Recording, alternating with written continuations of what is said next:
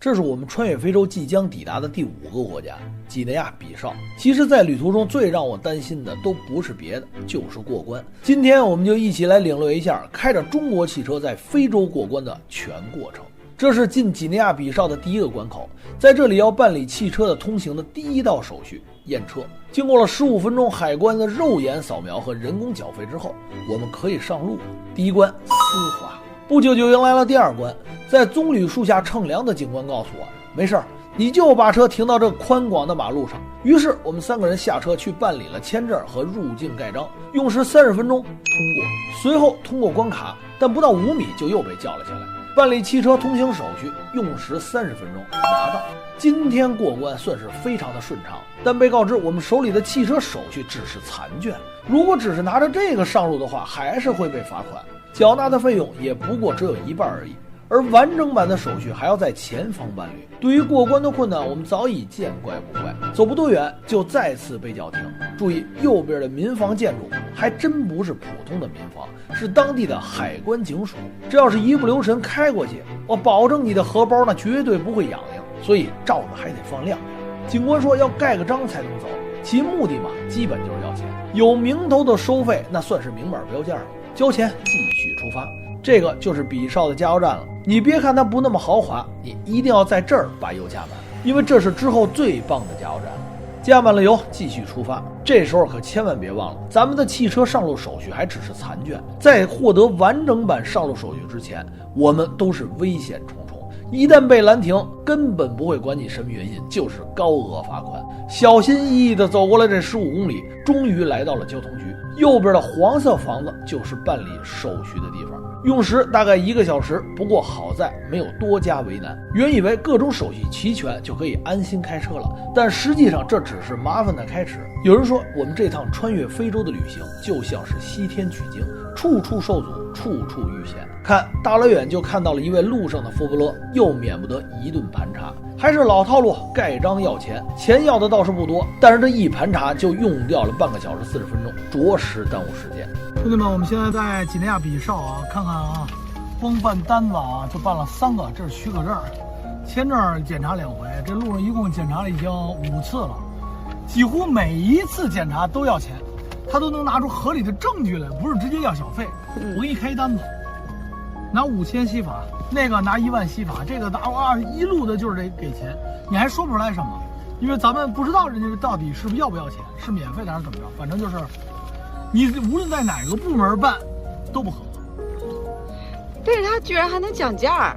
对，刚才这特逗，跟我们要1万西法，1万西法，他说1万，我跟他说1万不行，因为路上我们已经给了，但我们说是应该不是1万的，应该是1000左右啊。他跟我说给我5000吧，还能讲价，我去，真是啊，非常奇葩的国家。好了，不管怎么样，今天算是顺利通关了。哎呀，希望之后不要再这么困难了吧。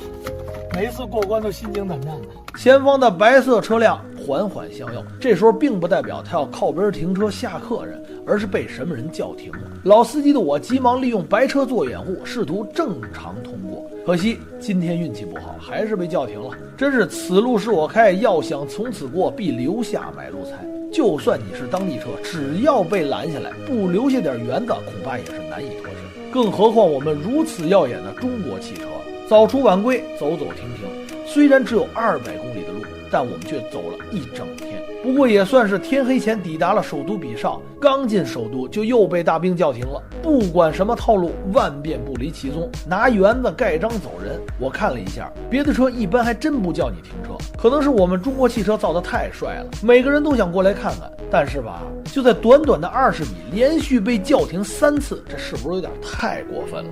怎么他们又问另外1000了？又要钱？又要钱了？一共5米。真是我服了啊！兄弟们，真的服了。这个比绍我们来了以后，我发现什么呢？这个国家真的是非常的贫穷。这个路啊，和这个之前我们去过的塞内加尔、冈比亚完全不一样。周边的人穿着、从事的工作都是非常的，偏向于劳动力者，完了感觉非常的贫穷。这一路上有10几个警察就是劫你，劫了你呢，他们都有自己的一个理由。打个比方，盖章，说哎，我们这盖章需要钱，我们跟他们的语言不同，他们这说也不说沃尔夫语，也不说法语，他们说葡萄牙语，还说一些当地的语言，就算是小韩也很难沟通。比如说盖章或者给你开单子要1000块钱，就是10块钱、20块钱，最多就是50块钱，你说这个过分吗？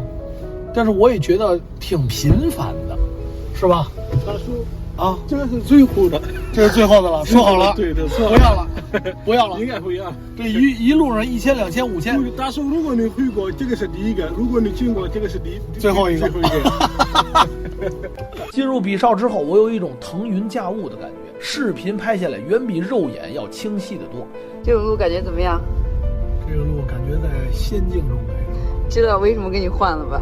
就是完全什么都看不见，就是蒙着开，就是你不知道下一个路是泥沼啊，还是河呀，还是什么东西。